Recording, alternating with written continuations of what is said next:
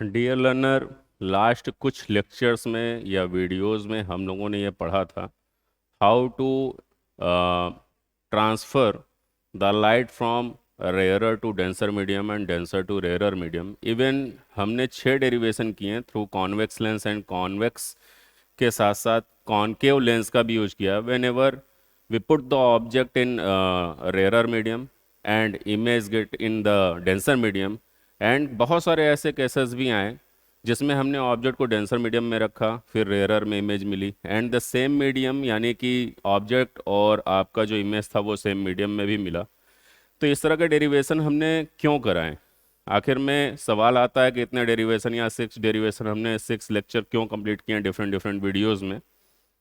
तो एक टॉपिक है लेंस मेकर फार्मूला, और इस लेंस मेकर फार्मूला के बारे में अगर डिस्कस किया जाए तो जनरली ये टॉपिक जो है वो सीबीएसई बोर्ड एग्जाम में लास्ट 10 ईयर का अगर आप एग्जाम पेपर उठाते हैं तो मे बी पॉसिबल आपको 8 to 9 टाइम ये रिपीटेड मिल जाएंगे। यानी lens maker formula through convex, जब हम लोग डबल कॉन्वेक्स लेंस यूज करते हैं, अदरवाइज कॉनकेव लेंस यूज करते हैं, तो ये फार्मूला हमें कई बार देखने को मिलता है। वेन एवर इट वाज ये जो आपका कॉन्सेप्ट है यानी ये जो फार्मूला है वो सीबीएसई बोर्ड एग्जाम में कई बार पूछा गया है। इवन आप इसको ये कह सकते हैं कि ये मोस्ट इंपॉर्टेंट फार्मूला है जिसका डेरिवेशन हमेशा सीबीएसई के एग्जाम में पूछा जाता है।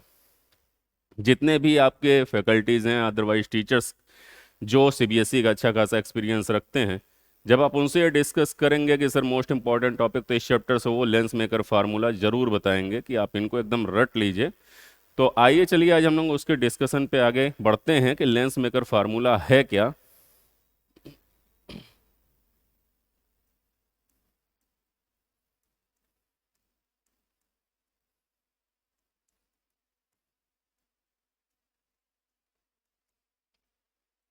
आखिर इस फार्मूले को हम लोग लेंस मेकर फार्मूला क्यों बोलते हैं? बिकॉज सपोज अगर मुझे ही अपना स्पेक्स में जो लेंस है उसे अगेन यानी दोबारा फिर से बनवाना है, और मैं किसी दुकान पे चला जाऊं, शॉपकीपर के यहाँ चला जाऊं और मैं कहूं कि मेरा ये पावर है और इस पावर के हिसाब से इतने अपर्चर यानी ये साइज है और इतने साइज का मुझे लेंस चाहिए, तो जनरली इस फार्मूले का यूज लेंस मेकर्स यानी कि लेंस को बनाने वाले लोग करते हैं। कि आपको छोटा स्पेक्स चाहिए कि बड़ा स्पेक्स चाहिए, आपकी पसंद क्या है, तो जितना बड़ा साइज होगा यानी आप कह सकते हैं अपर्चर उस लेंस का बड़ा होगा। अपर्चर यानी डायमीटर कहिए या रेडियस कहिए, वो बढ़ जाएगा। तो रेडियस ज़्यादा रखना है, कम रखना है, ठीक है। तो ये जब लेंस मेकर्स को पता रहेगा तभी वो लेंस बना पाएंगे। तो ये जो फार्मूला है वो लेंस मेकर्स के लिए होता है कि उन्हें अपर्चर किस शेप का यानी कितना हाई रखना है, कितना लो रखना है, अपर्चर डिसाइड भी वही करते हैं, लेकिन बताएंगे साइज आप। तो लेंस बनाने वालों के लिए ये फार्मूला ज़्यादा सुटेबल रहता है। तो चलिए हम लोग इसमें जो फर्स्ट पार्ट है लेंस मेकर का, whenever we are using double convex lens then what will be the conclusion of this formula, चलिए देखते हैं।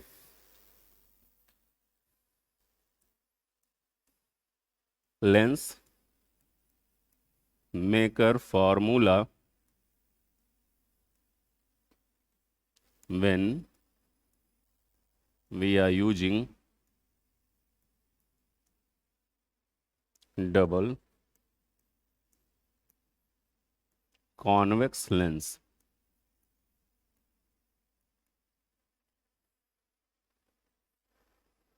डबल कॉन्वेक्स लेंस का हम लोग यूज करते हैं। ये हमारा एक डबल कॉन्वेक्स लेंस हो गया। इसके दो सरफेस हमें दिख रहे हैं और यहां से हम इसका एक प्रिंसिपल एक्सिस ड्रा कर देते हैं। ये हो गई प्रिंसिपल एक्सिस। ध्यान से देखा जाए तो ये आपका सेंटर ऑफ ऑप्टिकल सेंटर कहा जाएगा, जो मिड पॉइंट है। अगर कोई लाइट है जो प्रिंसिपल एक्सिस पे जा रही है तो वो विदाउट डेविएशन लीनियर फॉर्म में यानी स्ट्रेट फॉर्म में आगे निकल जाएगी। अभी हमें यहाँ पर दो कर्वेचर देखने को मिल रहे हैं, दो सरफेस। एक का नाम हम दे देते हैं, ये आपका पॉइंट ए, ये बी, ये सी, और नेक्स्ट साइड वाला जो आपका पर्चर है ए सी हो गया है ए डी, यहाँ से डी कर दीजिए। अब हमें क्या करना है, जनरली हम लोग क्या करते हैं, एक ऑब्जेक्ट लेते हैं और ऑब्जेक्ट को कंसिडर करते हैं कि वो लेफ्ट साइड में हमने ऑब्जेक्ट रख दिया। बट ऐसी कोई नेसेसिटी नहीं है कि आप उसको लेफ्ट साइड ही रखेंगे या ऐसा कहीं लिखा हुआ है। बट हम अपनी सुविधा के लिए क्या करते हैं, लेफ्ट साइड में ऑब्जेक्ट को कंसिडर कर लेते हैं। ये रहा वो ऑब्जेक्ट, पॉइंट ओ पर। अच्छा, आप यहाँ पर क्लियरली देख पा रहे हैं कि ये हमारा क्या है, रेयरर मीडियम है। तो ये हमारा क्या हो जाएगा, रेयरर मीडियम, जिसका रिफ्रैक्टिव इंडेक्स हम लोग μ1 कंसिडर करते हैं। वेयर एज यहाँ पर जब अंदर की ओर जाते हैं तो ये पूरा क्या ग्लास मीडियम है, जिसका रिफ्रैक्टिव इंडेक्स हम μ2 कंसिडर करेंगे। ये डेंसर मीडियम हो गया। तो ऑब्जेक्ट से पहले एक लाइट हम कहाँ भेज रहे हैं, ये वो लाइट गई। ये लाइट कहाँ आ गई, इस सरफेस पे। अभी सरफेस कौन सा यूज हो रहा है, ए बी सी, यानी ये वाला सरफेस। और ध्यान से देखा जाए तो इस सरफेस को अगर हम सर्कल मैनर में इस तरह से रोटेट करते हैं या एक कंप्लीट साइकिल करते हैं, तो इसका जो सेंटर है इस वाले अपर्चर का, सेंटर यहाँ कहीं इस लाइन पे हमें देखने को मिलेगा। तो हम क्या करते हैं, अभी हमने लाइट भेजा और लाइट के साथ साथ हम इसका यानी इस सरफेस का एक नॉर्मल ड्रा करेंगे। तो नॉर्मल ड्रा करते हैं हम, ये रहा आपका नॉर्मल।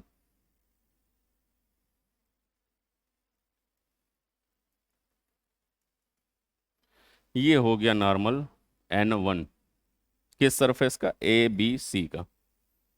जैसे ही हमने नॉर्मल ड्रा किया तो हमें अच्छे से पता है कि ये लाइट अभी रेयरर में है, अब डेंसर में इंटर करेगी। तो जब ये लाइट डेंसर में इंटर करती है तो आपको ध्यान रखना है कि लाइट जब डेंसर मीडियम में जाएगी तो नॉर्मल की ओर हल्की सी बेंट हो जाएगी, यानी ये लाइट इस डायरेक्शन में ना जा करके कुछ इधर बेंट होगी। ठीक है, तो अब आपको ये कंसिडर करना है कि अभी लाइट हमारी कहाँ है, डेंसर मीडियम है। अब आप मान लीजिए, अभी हम बात नहीं करेंगे इस मीडियम की, ये हमारे लिए अभी कोई ये जो सरफेस है, यानी हम अभी ए डी सी जो सरफेस हमारा ए डी सी, इस सरफेस का कोई यूटिलाइजेशन अभी हम नहीं करेंगे ना। अपने माइंड में कॉन्सेप्ट रखेंगे कि अभी कोई सरफेस भी, अभी हमें क्या समझ में आ रहा है कि रेयरर मीडियम में ऑब्जेक्ट है, वहां से ये लाइट चलती है ऑब्जेक्ट से, एक लाइट इधर और एक प्रिंसिपल एक्सिस से। ये लाइट जब यहां जाती है तो किस सरफेस का यूज करती है, ए बी सी का। तो when light ray passes from the surface A B C, ये वाला सरफेस ए बी सी, इस सरफेस की बात की जा रही है। तो जब ए बी सी में अंदर एंटर करेगी तो पूरा कौन सा मीडियम है, देखिए कौन सा मीडियम है, डेंसर मीडियम है, जिसका रिफ्रैक्टिव इंडेक्स μ2 है। तो अभी ये क्या है, हम मानते हैं कि ये डेंसर मीडियम में गई तो नॉर्मल की ओर हल्की सी सीधे ना जा करके, यानी इस डायरेक्शन में ना जा करके नॉर्मल की ओर बेंट हुई, और नॉर्मल की ओर बेंट होते ही ये इस तरह से कुछ यहाँ जा करके इस पॉइंट पर मिलेगी, यानी फाइनल इमेज वहाँ बन जाएगा। ये रहा हमारा इमेज आई। हमने बोल तो दिया फाइनल इमेज, लेकिन ये फाइनल इमेज है नहीं, इसको हम I1 कंसिडर करेंगे। और आप जानते हैं ऑब्जेक्ट की जो डिस्टेंस होती है उसको जनरली कंसिडर किया जाता है u, एंड जो इमेज डिस्टेंस अभी मिली है हमें वो हम मानेंगे, कंसिडर करेंगे कि वो इमेज डिस्टेंस क्या है, v1 है। ये हो गया। तो आपको ये ध्यान रखना है, आपके माइंड में बार बार कॉन्सेप्ट आ रहा होगा कि सर अभी तो यहाँ पर तो जो आप चल रहे थे ये डेंसर मीडियम में था, लेकिन आप बाहर निकले तो क्या लाइट ऐसे ही जाएगी। आपको ये ध्यान रखना है कि हमने क्या किया है, इस सरफेस को निगलेक्ट कर दिया, यानी ये मान लिया है कि हमारे लिए ये अभी सरफेस सही नहीं है। और किसके थ्रू, यानी पहला जो सरफेस है ए बी सी, उसी सरफेस से हमने डेंसर में इंटर किया है। अगर आप डेंसर में यहाँ से यहाँ इंटर कर रहे हो और लाइट आपकी सीधी चली जा रही है, इट मीन्स आप ये मान रहे हैं कि ये पूरा भी आप किस में चल रहे हैं, आप पूरा डेंसर में चल रहे हैं, आप ये कंसिडर कर रहे हैं। यानी जब second medium available, sorry second surface available ही नहीं है ए डी सी, तो यानी ये क्या पूरा ग्लास मीडियम हो गया। ग्लास मीडियम में होने से एक बेनिफिट ये पता चला कि ये जो आपका इमेज बन रहा है वो किस मीडियम में बन रहा है, डेंसर मीडियम में बन रहा है, जिसका रिफ्रैक्टिव इंडेक्स आपका क्या है, μ2 है। अगर ऐसा है तो इससे पहले हम लोगों ने 6 डेरिवेशन किए हैं, अलग अलग वीडियो लेक्चर में हमने इसके डेरिवेशन को परफॉर्म किया है। उसमें यह भी बताया था कि whenever we put the object in rarer medium and we get the image in denser medium, what will be the result of, what will be the formula for this observation। तो formula क्या था कि आपका जहां image बन रहा है, ध्यान रखिएगा इमेज कहां बन रहा है, डेंसर मीडियम में, क्योंकि आपके लिए ये तो कोई सरफेस है ही नहीं है।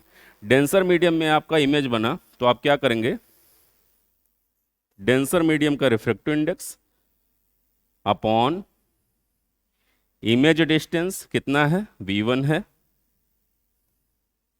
माइनस ऑब्जेक्ट किस मीडियम में है, रेयरर मीडियम में।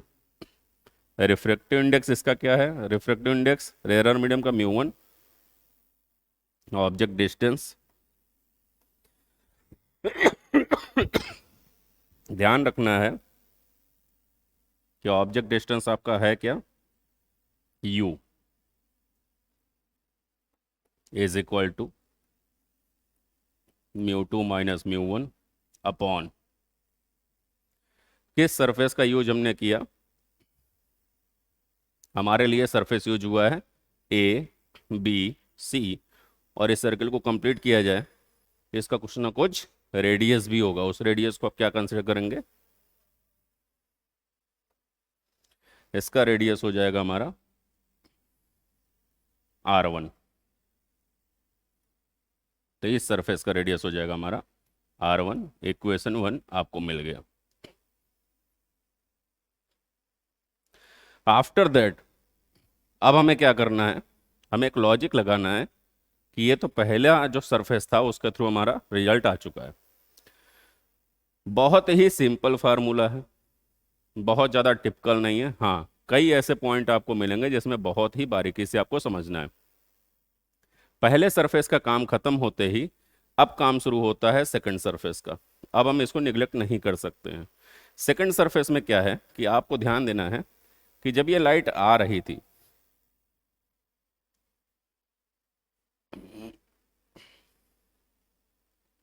ये तो अब सेकंड सरफेस जो है आपका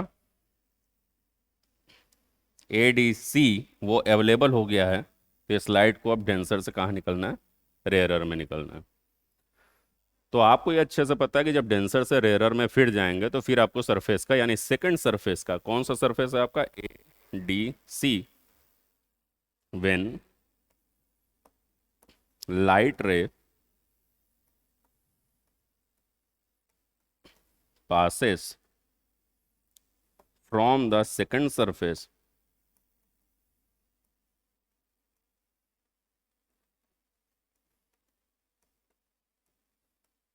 ADC, जब सेकंड सरफेस से पास करेगी तो आपको सेकंड सरफेस का क्या बनाना पड़ेगा, नॉर्मल। तो सेकंड सरफेस का हम नॉर्मल ड्रा करते हैं। देखिए इसका नॉर्मल जो है कुछ इधर, ये नॉर्मल हो गया सेकंड सरफेस का, ये यहाँ आएगा नॉर्मल C2। अच्छा, जब सेकंड सरफेस का आपने नॉर्मल ड्रा किया और वो C2 पे आके कट कर रहा है या इंटरसेक्ट कर रहा है, इसका मतलब सेकंड सरफेस का रेडियस भी आपका कहाँ तक मिलेगा, C2 तक मिलेगा। तो हम बना देते हैं रेडियस, ये रहा रेडियस आपका R2 सेकंड सरफेस का, ADC का। अब होगा क्या, ये लाइट जो डेंसर से बाहर निकलने वाली है, ये येलो लाइन, ये लाइट जब बाहर निकलेगी तो बाहर निकलती है, अब बाहर कौन सा मीडियम आ जाएगा, अब बाहर जो आपका मीडियम रहेगा वो अब डेंसर नहीं है, अब क्या है, वो रेयरर है। ध्यान रखिएगा, अब ये मीडियम आपका डेंसर नहीं रह गया। क्यों नहीं रह गया, उसका रीजन बता रहे हैं।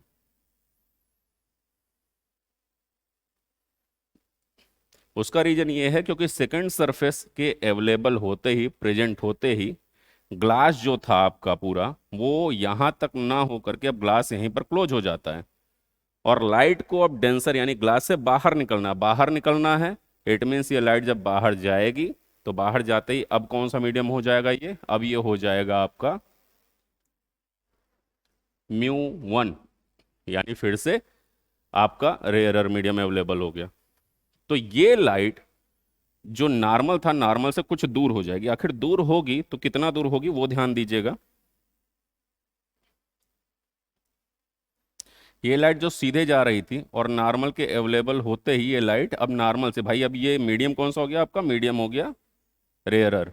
तो रेयरर मीडियम में नॉर्मल से लाइट दूर होकर के कहाँ जाएगी, नॉर्मल से लाइट दूर होकर के यहाँ कहीं आएगी, ये।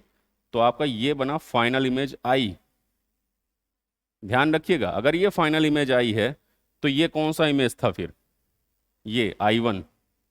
ये कौन सा इमेज था, इसको हम कहते हैं इंटरमीडिएट इमेज, या इसको वर्चुअल इमेज बोला जाएगा। क्यों बोला जाएगा उस पर अभी डिस्कशन करेंगे। बट ये जो फाइनल इमेज है, फाइनल इमेज का जो डिस्टेंस है आपका वो हो जाएगा V।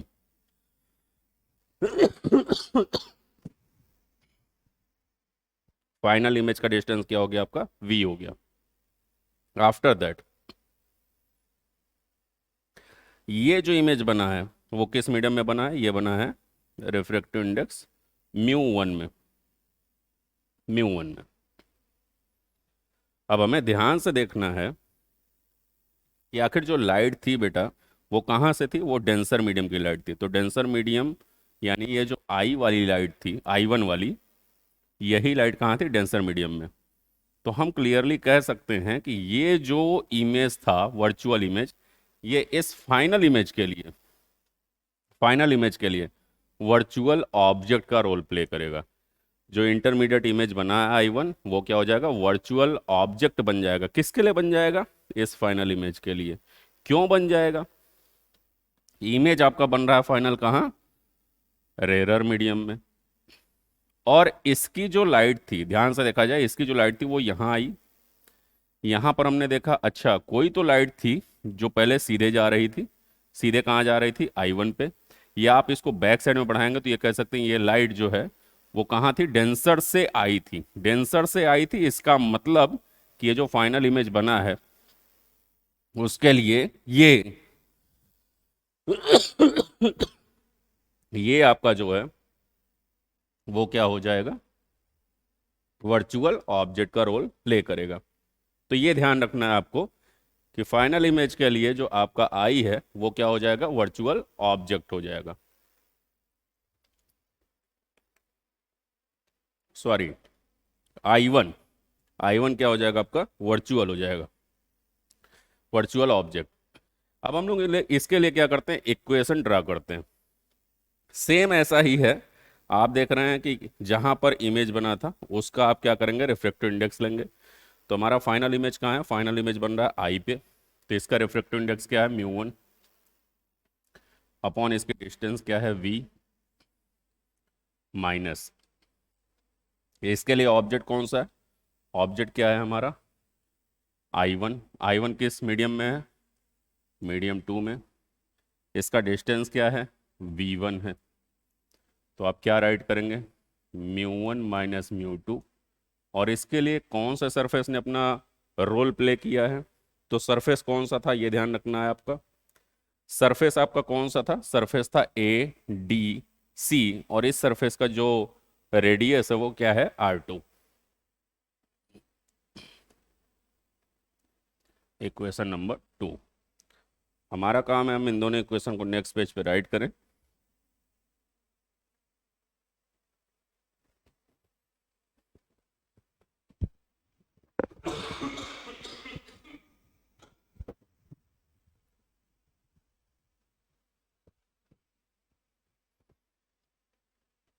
पहला जो हमारा इमेज था, सॉरी इक्वेशन था, वो था μ2 upon V1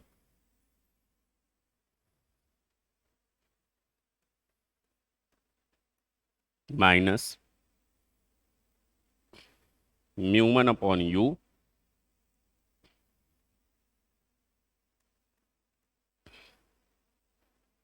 is equal to μ2 minus μ1 upon radius of curvature R1। Then second equation check करते हैं। सेकंड इक्वेशन है आपका μ1 अपॉन V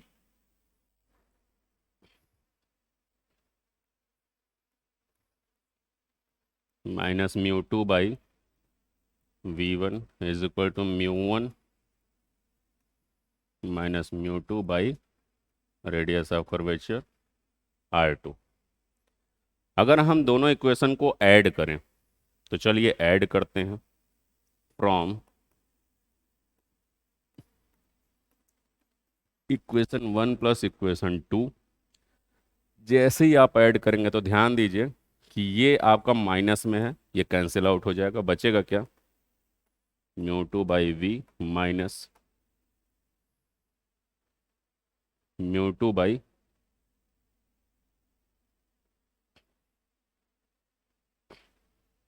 ये हमारा थोड़ा सा कैंसिल आउट जो हुआ है वो गड़बड़ हो गया है, इसको सही कर लेते हैं एक बार।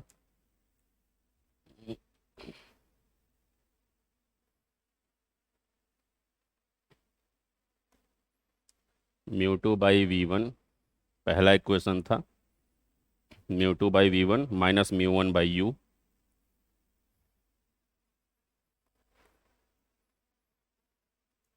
और यहाँ आपका था म्यू वन बाई वी। जब आप ऐड कर रहे हैं तो आपका जो कैंसिल आउट हो रहा है वो ये हो रहा है, प्लस और माइनस, फिर बच क्या रहा है, mu one by v minus mu one by u is equal to, अब यहाँ देखिए इसको ध्यान से देखा जाए तो ये एक में mu two minus mu one है और दूसरे में जो है वो है mu one minus mu to. Common ले लेते हैं हम लोग mu two minus mu one को,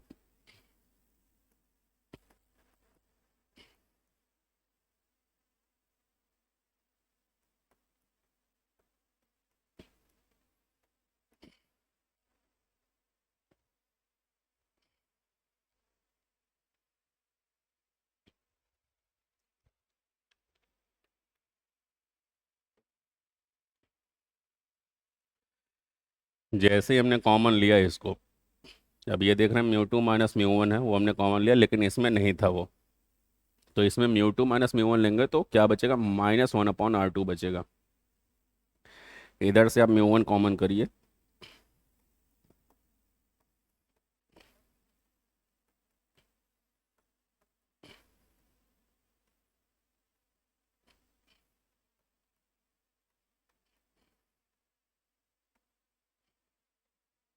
इसको हमें भेजना है डिनोमिनेटर में,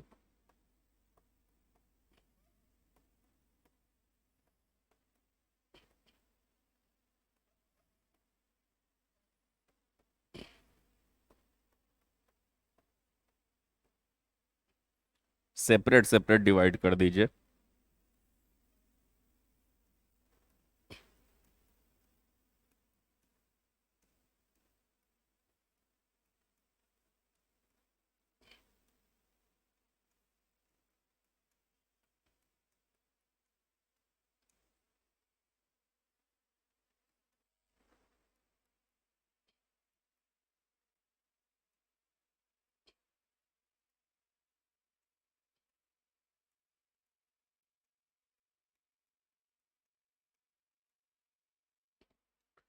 देन आप इसको ये भी राइट कर सकते हैं,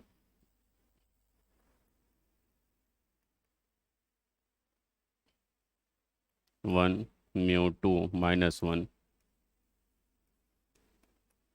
one by R one minus one by R to.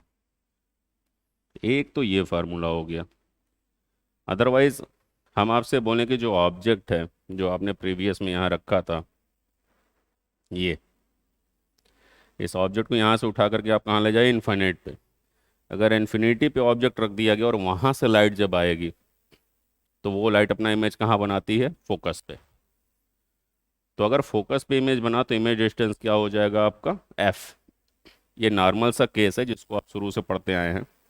If object distance at infinity then image distance आपका क्या हो जाएगा, फोकल लेंथ के बराबर।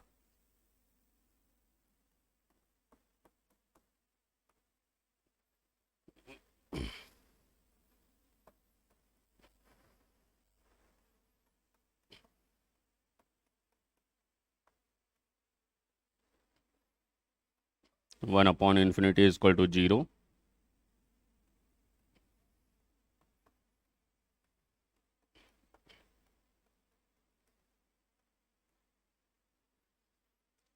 10x ये फार्मूला है। आपको ये ध्यान रखना है कि ये जो हमारे पास फार्मूला आया है, ये लेंस मेकर फार्मूला इसी को कहते हैं। Whenever we are using double convex lens, अगर आप इसके जगह डबल कॉनकेव लेंस भी यूज करते हैं तब भी आपका रिजल्ट यही आएगा। और मोस्ट इंपॉर्टेंट फार्मूला है, सीबीएसई बोर्ड में ये हर बार पूछा जाता है, तो आप इसको कर लें। नेक्स्ट वीडियो लेक्चर में हम लोग नए टॉपिक के साथ फिर मिलेंगे।